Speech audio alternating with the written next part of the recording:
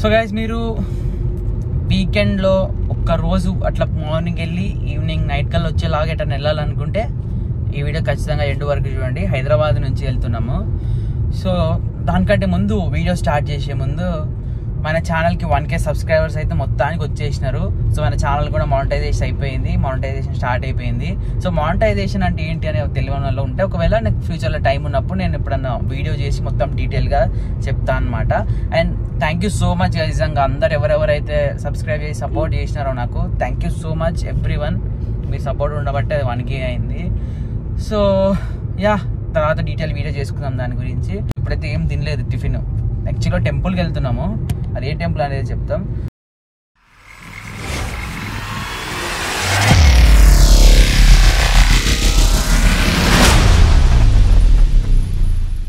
Guys, ఇప్పుడు మేము జోగులాంబ టెంపుల్కి వెళ్తున్నాము. అది కర్నూలు దగ్గర ఉంటుంది. ఎందుకు ఏమున్నది కదా లాస్ట్ క్యాండిడేట్ ఆమె ఏం తిననని చెప్పింది అసలు, ఎందుకంటే టెంపుల్ పోతున్నాం కదా. అమ్మాయి చేసేవన్నీ దేవుని పూజలు, దూరేవని గబ్బు గుడిసేదని తినకుండా పోతే మంచిగా పుణ్యం వస్తుంది, ఇట్ట తయారయ్యేనే మీరంతా. పుణ్యం వస్తుంది అని చెప్పి ఏం తిననని చెప్పింది. చూద్దాం మరి తింటదో తినదో. సో గాయస్, ఒక 50 కిలోమీటర్స్ ట్రావెల్ చేసిన తర్వాత ఆకలి వేసి ఇక్కడ ఆగినాం ఈ రెస్టారెంట్ దగ్గర. కార్లు అయితే చాలా ఉన్నాయి, మరి టేస్ట్ ఎట్లుంటుందో తెలీదు, చూద్దాం. పై ఫ్లాష్ బ్యాక్. పుణ్యం వస్తుంది అని చెప్పి ఏం తిననని చెప్పింది, చూద్దాం.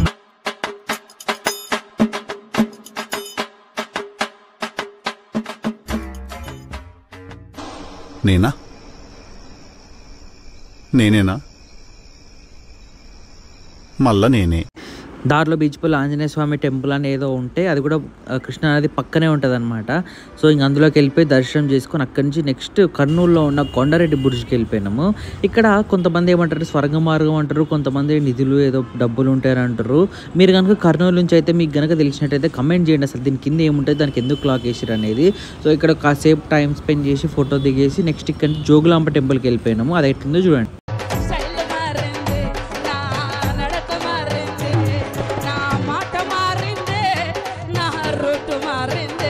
వీడెవడో భావరక్షణ చేస్తున్నాడు, child artist.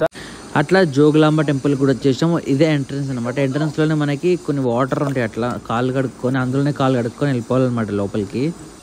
Jogulamba temple location వచ్చేసి ఆలంపూర్, తెలంగాణ, కర్నూలు దగ్గర ఉంటుంది అనమాట ఇది. సో ఈ టెంపుల్ హిస్టరీకి వస్తే ఇది ఒక 18 శక్తిపీఠంలో ఇది ఒక శక్తిపీఠం.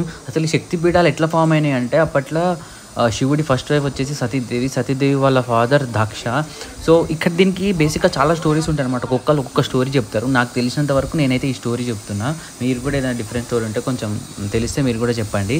సో ఏంటంటే అప్పుడు ఈ దాక్షకి శివుడు అంటే అస్సలు నచ్చదనమాట. సో దాక్ష ఏదో యాగం చేస్తుంటే సతీదేవి వెళ్తే అక్కడ అవమానించేసరికి సతీదేవి సాక్రిఫైస్ చేసిన ఫైర్లో దూకేసి. సో అది తెలిసిన శివుడికి కోపం వచ్చేసి దాక్ష హెడ్ నరికేసి సతీదేవిని, కాలిపోతున్న సతీదేవిని తీసుకొని మొత్తం ముల్లోకాలు ఇట్లా తిరుగుతూ ఉంటే అది చూసి వేరే దేవుళ్ళకి లైక్ విష్ణువుకి, బ్రహ్మకి, వీళ్ళందరికీ కొంచెం భయం వేసి సో ఎట్లయినా కంట్రోల్ చేయాలని చెప్పేసి విష్ణు చక్రం వదలమంటాడు అనమాట. సో అట్లా విష్ణు చక్రం వదిలినప్పుడు ఒక డిఫరెంట్ మొత్తం సతీదేవి బాడీ పార్ట్స్ మొత్తం కట్ అయిపోయి డిఫరెంట్ ప్లేసెస్లో పడ్డాయి అనమాట. ఆ డిఫరెంట్ పడ్డ ప్లేసెస్నే శక్తిపీఠాలు అని అంటారు. సో ఆ శక్తిపీఠాలలో మొత్తం 18 శక్తిపీఠాలు ఉంటాయి. అందులో మన జోగులాంబ కూడా అదొక శక్తిపీఠము.